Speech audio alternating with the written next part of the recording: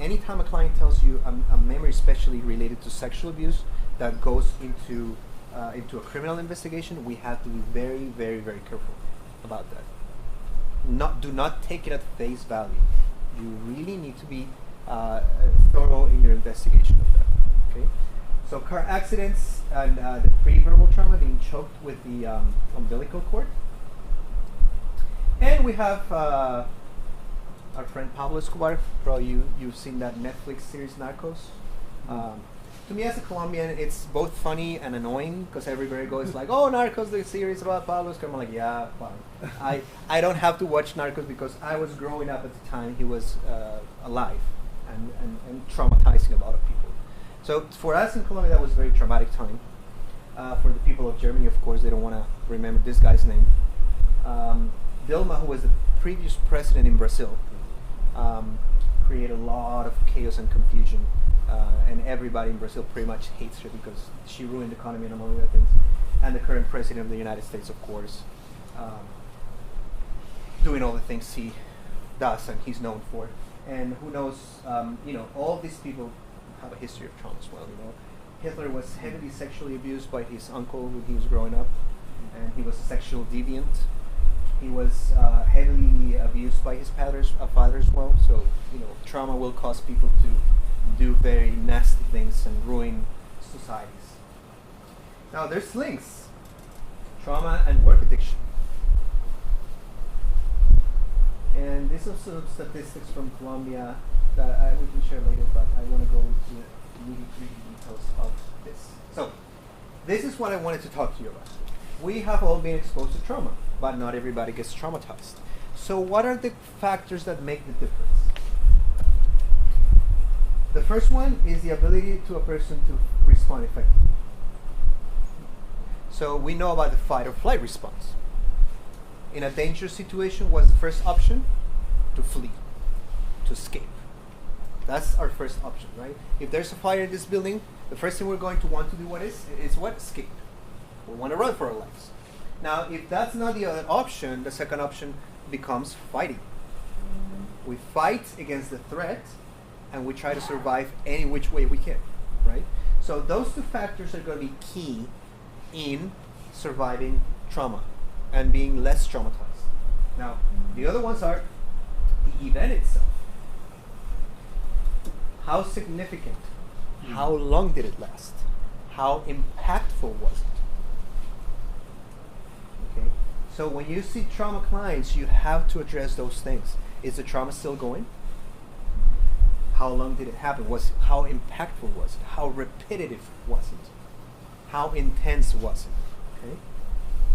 So wars, dictatorships, that's Franco in Spain, sexual abuse, hunger, and economic crisis can go a long way. Now, the context of the person's life at the time of the event. So here we have somebody in a wheelchair trying to escape a flooding. So that really jeopardizes his chances of escape.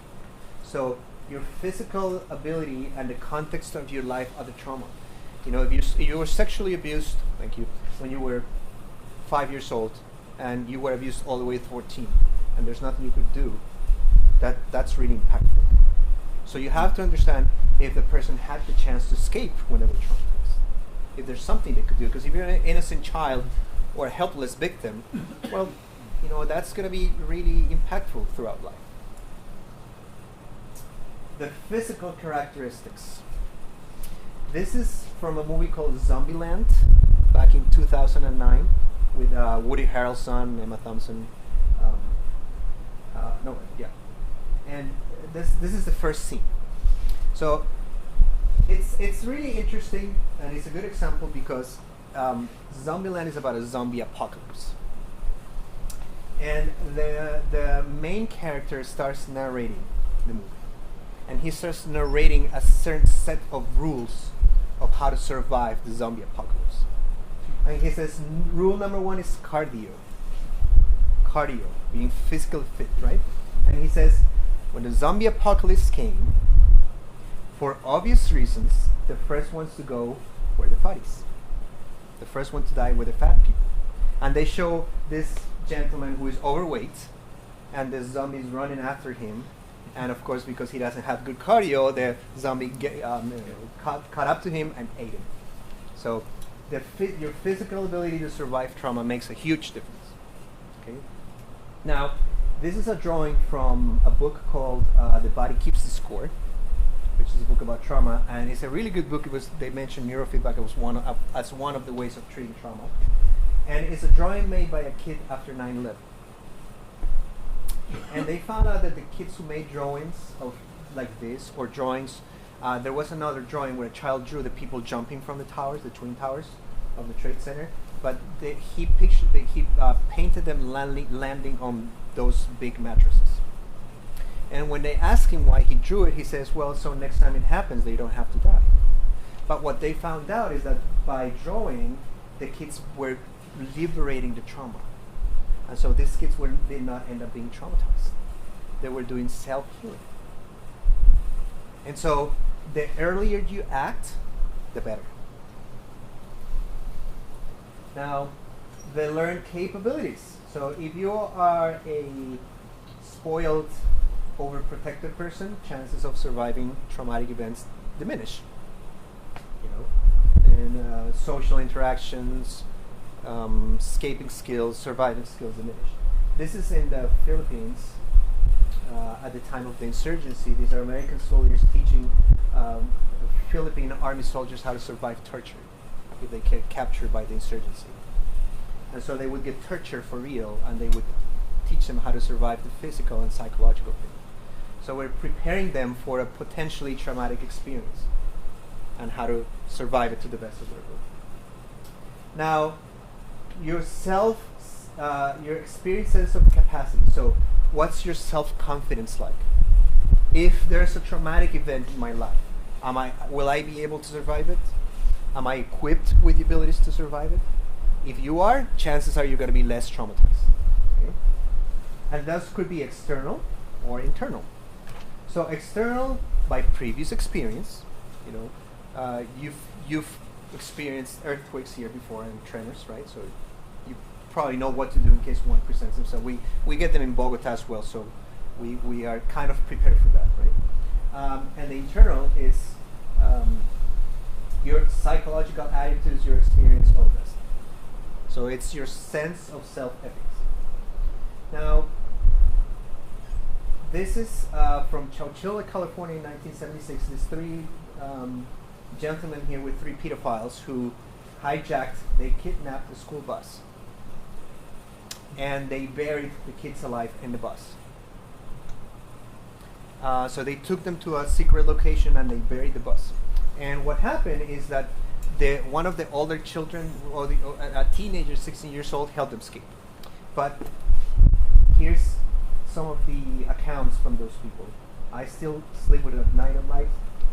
I can't ride the subway or go underground. I feel ashamed. I became depressed. I didn't want to be touched. I gained 50 pounds. After the kidnapping, I started hearing a voice in my head. When I was 11, it turned violent. I fantasized about killing my kidnappers. This person went on to develop schizophrenia as a consequence of the trauma. So it goes to show what happens. Now, this is very relevant to Colombia. Many of you may not remember this. This was November 6, 1985. An insurgency group called the M19, Revolutionary Movement, on 19th of April, stormed into the Justice Palace, killed hundreds of people, and burned all the files. They were paid by Pablo Escobar and other drug dealers to go and burn the files against them. These people in the picture were people who worked there at the time. And what happens is they have videos of them coming out, but they disappeared. And what is known now is that the army kidnapped them, tortured them, killed them, and made them disappear. And so the victims of these families are still fighting for compensation to this day, 30-some years later. Now, as if that were little, a week later, that same year, we have the volcano Nevado del Ruiz erupt. It was at a modern Pompeii, and the population of Armero was totally destroyed. 25,000 people perished. The eruption happened at night, about 11 at night, so people didn't have time to react. when the mudslide came, it buried a lot of people alive. And this little girl became the face of the tragedy. Her name is Omaira. And she was trapped underneath the rubble, and they couldn't rescue her because her body was crushed. So she was interviewed and shown for 3 days, and then she succumbed to her injuries and passed away. And she died on my birthday, which is November 16th. She died on that day. I remember being 8 years old and celebrating my birthday and watching the news of Omaira dying. And this images went around the world. And it's, if you go to her meadow, it's like Pompeii. It's just ruins everywhere. And if you go to her grave, it's very, very moving. So, this traumatizes people injured. Now, I'm going to finish this so we can take a break. A history of success or failure. So, Tornado Alley in the United States, people who live there are familiar with tornadoes, so they know what to do in case a tornado hits. And people who live close to, do you have volcanoes here in Taiwan? No, but you have earthquakes and tremors, so you know what to do. And this one is really impactful because this is an image of the Cold War in the 1960s between the Soviets and the US. These are kids preparing, and they were trained constantly in case the Soviet Union launched a nuclear attack on the US. So at schools in the US, it was a common occurrence to train every day for a nuclear attack. So these kids were being trained every day. Now think about this, you're at school and you're trained for a possible nuclear war every day. So at the same time you're being prepared for it, you're also being traumatized by it, because you could die any moment if there's a war, if a war breaks out. All right, so we're gonna take a short break, restroom break, drink something, stretch out, and then we'll talk about the characteristics of trauma, and we'll go into the practicums. So far, so good? All right, great. Take a short break then.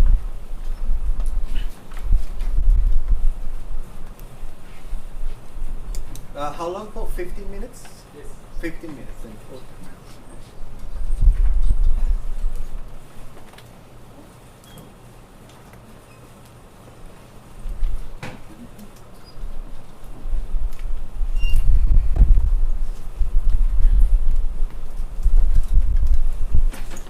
So what I'm going to do, I'm going to go over those, and then